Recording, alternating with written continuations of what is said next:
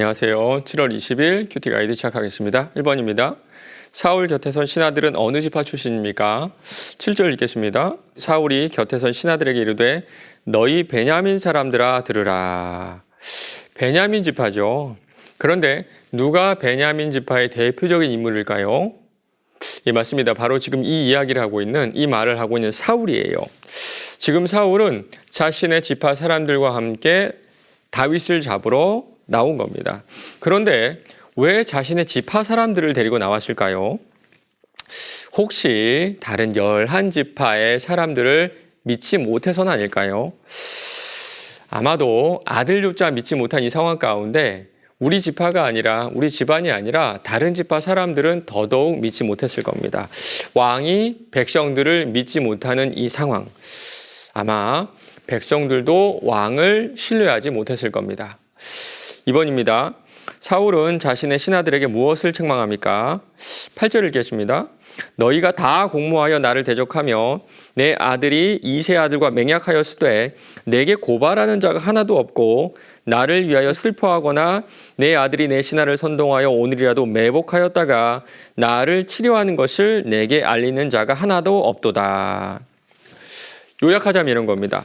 다윗이 왕이 되면 나와 같은 지파인 너희들은 불이익을 당할 텐데 왜 적극적으로 다윗을 잡지 않아? 베냐민 지파가 다윗이 왕이 되는 그 즉시 차별 대우를 받을 것을 지금 확신하고 있는 겁니다. 그런데 사실 다윗은 그런 사람 아니거든요. 22장 앞부분을 보면요.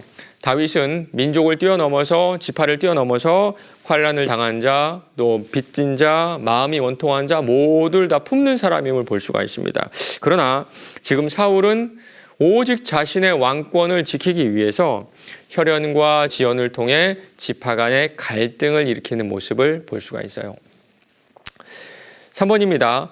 도액이 사울에게 고발한 내용은 무엇입니까? 9절 10절입니다. 그때 에돔 사람 도액이 사울의 신하 중에 섰더니 대답하여 이르되 이새의 아들인 노베 와서 아이두베의 아들 아히멜렉에게 이른 것을 내가 보았는데 아히멜렉이 그를 위하여 여호와께 묻고 그에게 음식도 주고 블레셋 사람 골리앗의 칼도 주더이다. 얼마 전에 다윗은요, 노브로 가서 아히멜렉을 통하여서 빵도 얻고 또 칼도 얻는 그런 사건이 있었죠.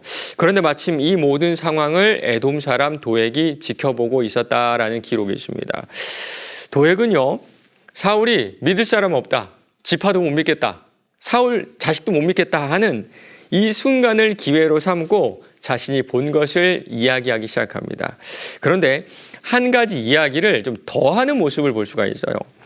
아히멜렉이 그를 위하여 여호와께 묻고 21장에 보면요, 아히멜렉은 그러지 않았거든요. 단순히 빵을 주고 칼을 줬습니다. 그것도 자의적으로 한 것이 아니라 다윗의 요청으로 빵을 줬고요, 다윗의 요청으로 칼을 내줬어요. 그런데 지금 도액은요, 아히멜렉이 자의적으로 하나님께 묻고 자의적으로 다윗을 도왔다고 거짓말을 하고 있는 거예요. 4번입니다.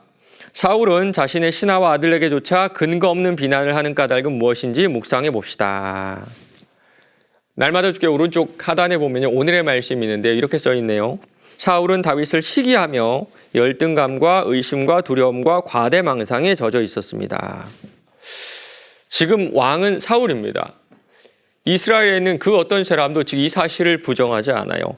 그러나 다윗은 만만이고 사울은 천천이라는 이 말 한마디에 열등감을 느끼고 신하들도 또 자기 아들도 비난하고 있는 겁니다. 딘 셔먼이라는 목사님은요, 영적 전쟁이라는 책에서 생각에도 우리의 전쟁이 벌어지는데 그 중에 가장 많이 벌어지는 어떤 전쟁이 열등감이라고 설명을 하거든요.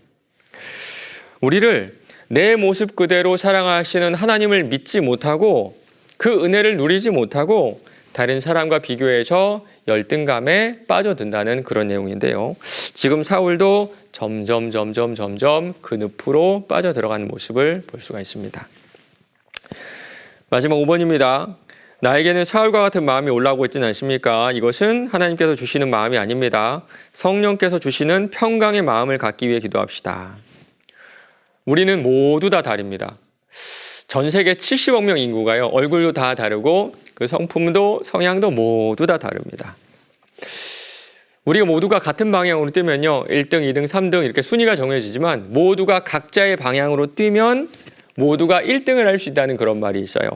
그리고 우리가 어느 방향으로 뛰든지 그 끝에는 우리 주님이 기다리고 계십니다. 비교를 통해서 열등함을 통해서 무너진 사울을 보시고 지금 우리 자신을 여러분 자신 한번 돌아보시기 바랍니다. 그리고 오늘 이렇게 한번 기도해 보시는 건 어떨까요? 주님이 나를 사랑하시는 것처럼 나도 내 자신을 사랑하게 해주세요. 우리 주님께서 이웃을 사랑하라 말씀하실 때 그 이웃은요, 그 첫 번째 이웃은 바로 하나님의 이웃인 내 자신일 겁니다. 오늘 하루도 하나님의 자녀란 자존감 가지고 기쁨으로 살아가시는 저 여러분 되시길 바랍니다.